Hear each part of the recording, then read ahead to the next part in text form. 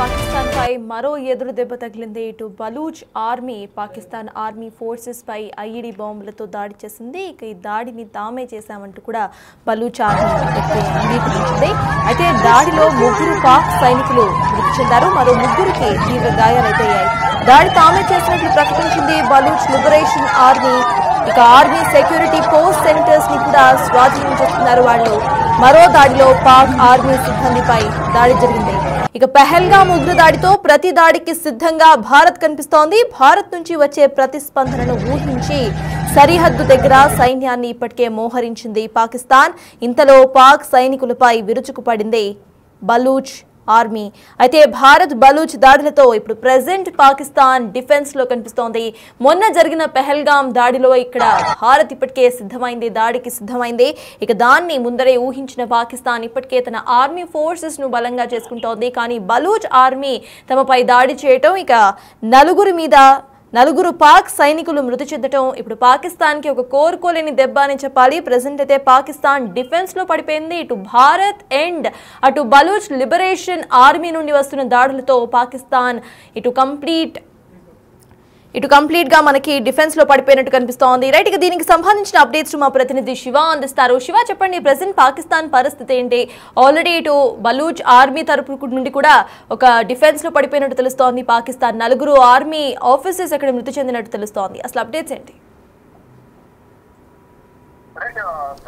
Right సటాజ్, Pakistan కు దెబ్బ మీద దెబ్బ తగులుతోంది. ఇప్పటికే భారత్ నుంచి ప్రతిస్పందన ఎదుర్కొంటున్న పాకిస్తాన్కు బిఎల్ఏ బలూచ్ లిబరేషన్ ఆర్మీ నుంచి కూడా ప్రతిఘటన ఎదుర్కొంటున్న పరిస్థితి అయితే కనిపిస్తుంది. పాకిస్తాన్ సైనికకు సంబంధించిన చెక్ పోస్టులపై కూడా బలూచ్ ఆర్మీ లిబరేషన్ దాడికి పాల్పడింది. ఈ బిఎల్ఏ దాడిలో 4 పాక్ సైనికులు మృతి చెందారు, మరో 3కి తీవ్ర గాయాలైనట్టు కూడా తెలుస్తుంది. దాడి చేసింది తామేనంటూ కూడా బలూచ్ లిబరేషన్ ఆర్మీ ప్రకటించింది. అయితే ఆర్మీ సెక్యూరిటీ పోస్ట్ సెంటర్లను కూడా ప్రధానంగా టార్గెట్ చేసుకుని బిఎల్ఏ దాడులకు పాల్పడుతుంది. దానిలో భాగంగానే ఇటు చెక్ పోస్టులను సెంటర్లను స్వాధీనం చేసుకోవడం, ఇటు పాక్ ఆర్మీపై దాడికి పాల్పడడంతో ఇటు పాకిస్తాన్ పైన అంటే భారత్ అలాగే బిఎల్ఏ దాడులకు పాకిస్తాన్ ఉక్కిరిబిక్కిరవుతున్న పరిస్థితి కనిపిస్తోంది. ఎక్కడైతే పెహల్గాంలో జరిగిన దాడికి సంబంధించి భారత్ ధీటుగా బదులిచ్చేందుకు ప్రయత్నిస్తుంది. దానికి సంబంధించి ఎక్కడికక్కడ సెర్చ్ ఆపరేషన్ కొనసాగిస్తోంది.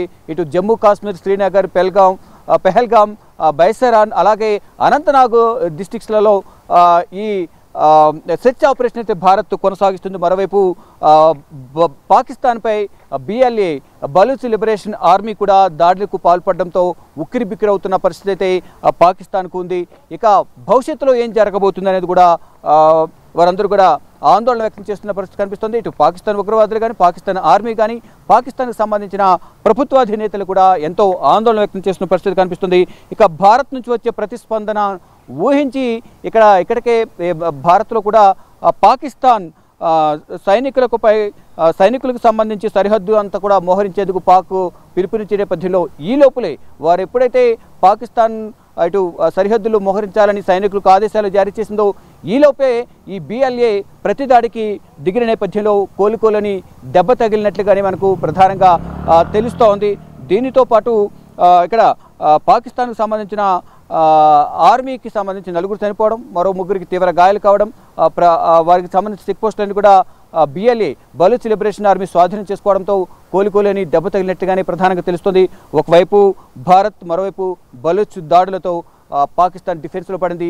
ఇక ప్రజెంట్ మనం ఏదైతే పాకిస్తాన్ ప్రేరేపిత ఉగ్రవాదులు ఎవరైతే ఉన్నారో ఇక్కడ పెహల్గాంలోని బైసారాన్లో జరిగిన ఉగ్రదాడికి సంబంధించి పాకిస్తాన్ సంబంధించిన ఎవరైతే లష్కర్ తోయిబా కానీ, ఐసిస్ సానుభూతి పరులు, ద రెసిస్టెన్స్ ఫోర్స్కు సంబంధించిన ఉగ్రవాదులు దాడికి పాల్పడిన నేపథ్యంలో ఇటు భారత్కు సంబంధించిన భారత్లో పర్యాటకులు 26 మంది మృతి చెందారు. దానిలో నేపాల్కు చెందిన పర్యాటకులు కూడా ఉన్నారు.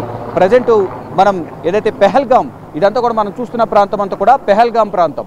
ఈ పెహల్గాం ప్రాంతంలో ప్రజెంట్ మనం ఉన్నాం. ఈ పెహల్గాం నుంచి ఎగ్జాక్ట్గా మరోవైపు రైట్ సైడ్లో చూస్తుంటే అంటే పెహల్గాంలో ఇక్కడ హోటల్స్ ఏవైతే ఉన్నాయో ఈ దాడి తర్వాత హోటల్స్ అన్ని కూడా మూతపడిపోయిన పరిస్థితి కనిపిస్తుంది.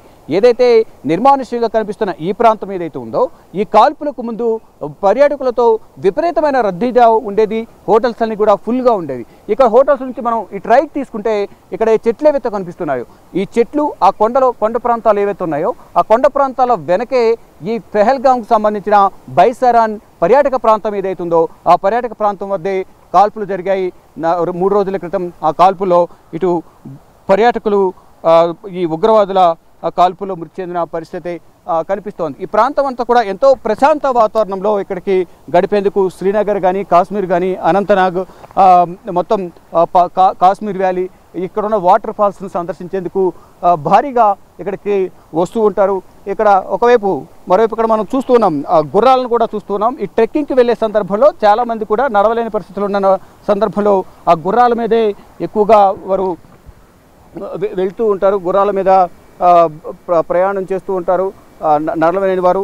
ఇలా ప్రతి ఒక్కటి కూడా ట్రెక్కింగ్కి వెళ్ళే సందర్భంలో తగిన జాగ్రత్తలు తీసుకుంటూనే అందరూ కూడా ఇక్కడికి అంటే పర్యాటక ప్రాంతానికి వచ్చిన సందర్భంలో అందరూ కూడా ఎంతో సరదాగా గడపాలనేది కూడా అందరూ భావిస్తుంటారు. దానిలో భాగంగానే అంతా కూడా ఈ శ్రీనగర్ పర్యటనకు వస్తూ ఉంటారు. పర్యాటక ప్రాంతం కాబట్టి టూరిస్టులు ఎక్కువగా వస్తుంటారు. కానీ అనుకోని ఘటన అక్కడ జరిగిన అందరూ ప్రశాంత వాతావరణం ఎంతో సరదాగా పచ్చిక బయళ్ళలో కలిగి తిరుగుతూ వారు ఫ్యామిలీతో పిల్లలతో సరదాగా గడుపుతున్న సందర్భంలో సైనిక దుస్తులు ఒక్కసారిగా విరుచుకుపడిన ఉగ్రవాదులు ఇటు పర్యాటకులపై దాడి చేయడంతో పర్యాటకులు మృతి చెందారు, అనేక మంది గాయపడ్డారు. ఘటన జరిగిన వెంటనే అక్కడ పక్కనే ఉన్న భద్రతా అధికారులు దళాలన్నీ కూడా సంఘటనా స్థలానికి చేరుకుని వాడిని కాపాడే ప్రయత్నం చేశాయి. మరోవైపు అక్కడ పాకిస్తాన్కి సంబంధించిన ఉగ్రవాదులు ఎవరైతే ఆరోపణలు ఎదుర్కొంటున్నారో వారు సైనికుల దుస్తులు వచ్చిన నేపథ్యంలో వారు 10 నిమిషాల్లోనే నరభేదం సృష్టించి అక్కడి నుంచి పారిపోయారు. తర్వాత వచ్చిన సైనికుల నుంచి చూసి కూడా అక్కడున్న పర్యాటకులు భయపడి మమ్మల్ని కాపాడండి, మమ్మల్ని ఏం చేయొద్దంటూ కూడా వేడుకున్న పరిస్థితి కనిపిస్తుంది. మేము భారత ఆర్మీ మిమ్మల్ని కాపాడడానికి మేము వచ్చాం, మీరు ఎవరు కూడా ఆందోళన చెందవద్దు అని చెప్పిన తర్వాత వారందరూ కూడా కొంచెం రిలాక్స్ అయ్యారు. తర్వాత ఆర్మీ హెలికాప్టర్లలో అక్కడ మరణించిన వారిని కానీ సీరియస్గా గాయపడిన వారిని కానీ ఇక్కడ సురక్షితంగా పెహల్గాం కానీ ఇటు శ్రీనగర్ ప్రాంతాలకు తరలించి ట్రీట్మెంట్ అందించారు. తర్వాత మృతి చెందిన వారందరికీ కూడా కేంద్ర హోంమంత్రి అమిత్ షా శ్రీనగర్ హాస్పిటల్కి వచ్చి నివాళులర్పించారు. ఫర్దర్గా ఇక్కడ పెహల్గాంలోని ఇటు అనంతనాగ్ జిల్లాలో ఉన్న గవర్నమెంట్ హాస్పిటల్లో కూడా గాయపడిన వారికి 6గురికి ట్రీట్మెంట్ అందించారు. వారందరూ కూడా ఈరోజు మార్నింగే డిశ్చార్జ్ అయి వెళ్ళిపోయారు. ఇక ఏదైతే పాకిస్తాన్కు 2 వైపుల నుంచి బలూచ్ ఆర్మీ లిబరేషన్ నుంచి మరోవైపు భారత్ నుంచి కూడా దాడులు ఎదుర్కొంటున్న నేపథ్యంలోనే పాకిస్తాన్ ఇప్పుడు డిఫెన్స్లో పడింది. ఏం చేయాలో అనేది పాలుపోని పరిస్థితులను పాక్ ఎదుర్కొన్న పరిస్థితి కనిపిస్తుంది. ఇక ఇటు ఒకవైపు బలూచ్ లిబరేషన్ ఆర్మీ మరోవైపు భారత్ ఆర్మీ ఈ రెండు కూడా ఇక్కడ పాకిస్తాన్పై దాడి చేసేందుకు సిద్ధంగా ఉన్న నేపథ్యంలో పాకిస్తాన్ దేశాధినేతలు కానీ పాకిస్తాన్ ఆర్మీ కానీ తలలు పట్టుకున్న పరిస్థితి కనిపిస్తోంది. సటాస్ సిఎస్ మొత్తానికి ఇటు పాకిస్తాన్కి మరో ఎదురు దెబ్బ తగిలింది. బలూచిస్తాన్ ఆర్మీ తమ మీద దాడి చేసింది. అయితే ఈ దాడిలో మొత్తం 4 army officers Pakistani army officers మృతి చెందినట్లుగా తెలుస్తోంది.